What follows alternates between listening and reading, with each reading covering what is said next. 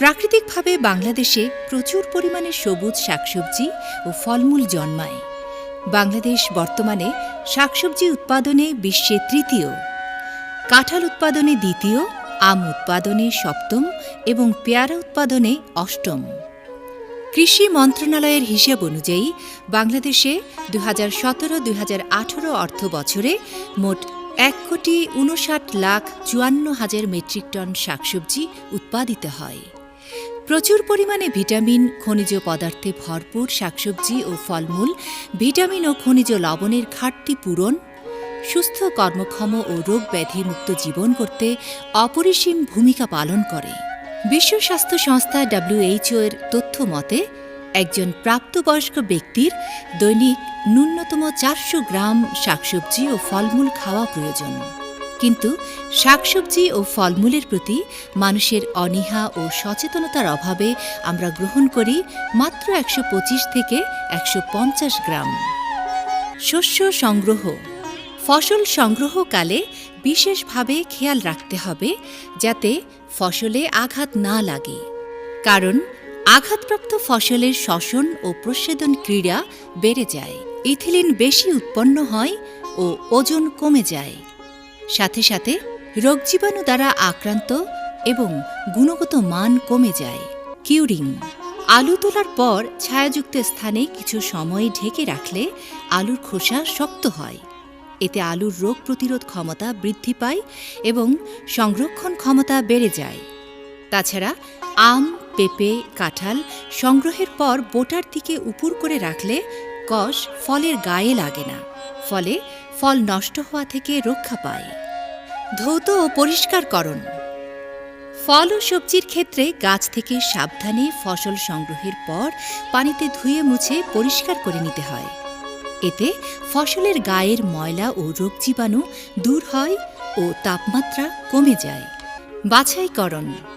ফসল ধুয়ে মুছে পরিষ্কার করার পর অপরিপক্ক, বিকৃত আকারের, দাগওয়ালা, রোগাক্রান্ত, পচা, পোকামাকড় দ্বারা নষ্ট এসব ফসল বাছাই করে আলাদা করে নিতে হয়। শ্রেণীবিন্যাসকরণ বা গ্রেডিং। 1. আকার বা আকৃতি অনুসারে। 2. ওজন অনুসারে।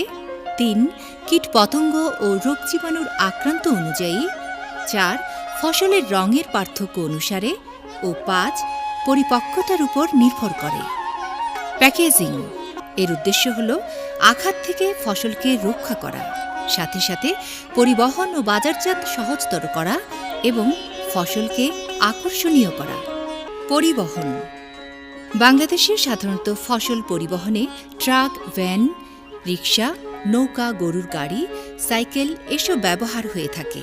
স্থানীয় বাজারে বিক্রির জন্য মানুষ কাঁধে ফসল নিয়ে আসে, কিন্তু ফসলের বাহ্যিক অবয়ব ও গুণগত মান ঠিক রাখার জন্য প্যাকিং করার পর প্যাকেটটি অবশ্যই কুলিং ভ্যানের মাধ্যমে নির্দিষ্ট তাপমাত্রায় ও আপেক্ষিক আর্দ্রতায় পরিবহনের ব্যবস্থা নিতে হবে। সংরক্ষণ। শাকসবজি, ফলমূল পচনশীল। উৎপাদন মৌসুমে সরবরাহের পরিমাণ বৃদ্ধি পায়, এতে উৎপাদনকারী ক্ষতিগ্রস্ত হয়, আবার গড় মৌসুমে সরবরাহ কম থাকে। এক্ষেত্রে মূলত 4টি উপায়ে এসব শাকসবজি, ফলমূল দীর্ঘ সময়ে সংরক্ষণ করা যায়। 1. টাটকা অবস্থায় সংরক্ষণ। 2. শুকিয়ে সংরক্ষণ। 3. প্রক্রিয়াজাত করে সংরক্ষণ। 4. লবণের দ্রবণ বা চিনির শিরায় সংরক্ষণ। বেগুন একটি প্রচলিত সবজি। উৎপাদন মৌসুমে এর দাম কমে যায়, অথচ বেগুন দিয়ে আচার বানিয়ে একদিকে যেমন সংরক্ষণের ব্যবস্থা করা যায়, আবার অন্যদিকে আর্থিকভাবে লাভবান হওয়ার সুযোগ সৃষ্টি হয় বা উপার্জন করা যায়। 1 কেজি ওজনের বেগুনের আচার বানাতে 30 গ্রাম রসুন, 60 গ্রাম আদা, 20 গ্রাম শুকনা মরিচের গুঁড়া, 10 গ্রাম হলুদের গুঁড়া, 20 গ্রাম সরিষা গুঁড়া, 30 গ্রাম কাঁচা মরিচ, 5 গ্রাম মেথির গুঁড়া, 2.50 গ্রাম জিরার গুঁড়া, 40 গ্রাম লবণ, 200 গ্রাম চিনি, 400 মিলিলিটার সরিষার তেল, 100 সিসি সিরকা ও 15 মিলিলিটার অ্যাসিটিক অ্যাসিড প্রয়োজন হয়।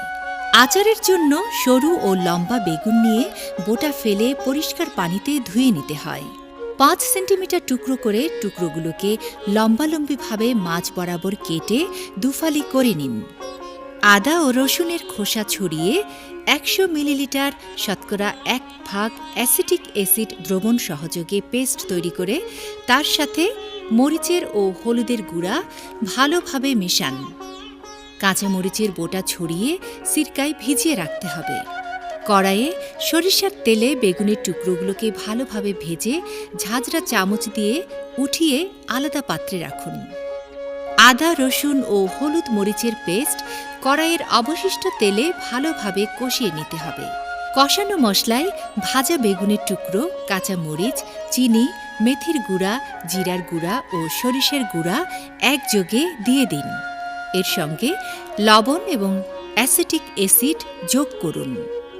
মিশ্রণটি পুরো ঘনত্বে এলে জাল দেয়া বন্ধ করে জীবাণুমুক্ত বোতলে ভরে ছিপি এঁটে দিন। লক্ষ্য রাখতে হবে যেন বোতলে আচারের উপরে তেলের স্তর থাকে। এভাবেই তৈরি হয়ে যাবে বেগুনের টক মিষ্টি আচার। সমৃদ্ধির অগ্রযাত্রায় এগিয়ে যাচ্ছে বাংলাদেশ, সাথে সাথে এগিয়ে যাচ্ছে বাংলাদেশের কৃষি। উত্তম কৃষি পদ্ধতি অনুসরণের মাধ্যমে নিরাপদ, স্বাস্থ্যসম্মত ও গুণগত মানসম্পন্ন ফলমূল ও শাকসবজি উৎপাদন, আধুনিক সংগ্রহোত্তর ব্যবস্থাপনা, মোড়ক উন্নয়ন, শীতাতপ নিয়ন্ত্রিত পরিবহন ব্যবস্থা উন্নয়নের মাধ্যমে দেশের টাটকা ফলমূল ও শাকসবজি রপ্তানির অপার সম্ভাবনাকে কাজে লাগিয়ে শাকসবজি ও ফলমূল সঠিকভাবে বাজারজাত করা গেলে তা একদিকে কৃষকের আয় বৃদ্ধিতে সহায়ক হবে, অন্যদিকে জাতীয় অর্থনীতিতে গুরুত্বপূর্ণ অবদান রাখবে। দেশে উৎপাদিত ফলমূল ও শাকসবজি থেকে উৎপাদিত পণ্য রপ্তানি বাণিজ্যে দেখা দিয়েছে নতুন দিগন্তের হাতছানি। জাতির পিতা বঙ্গবন্ধু শেখ মুজিবুর রহমান তার স্বপ্নের ক্ষুধামুক্ত, দারিদ্র্যমুক্ত ও শোষণমুক্ত সমৃদ্ধশালী দেশ এবং তার সুযোগ্য কন্যা মাননীয় প্রধানমন্ত্রী শেখ হাসিনা তিনিও তার স্বপ্নের ডিজিটাল বাংলাদেশ বিনির্মাণে সকলের সাথে কৃষি বিপণন অধিদপ্তরও হয়েছে নিবিড়ভাবে সম্পৃক্ত এবং প্রতিশ্রুতিবদ্ধ।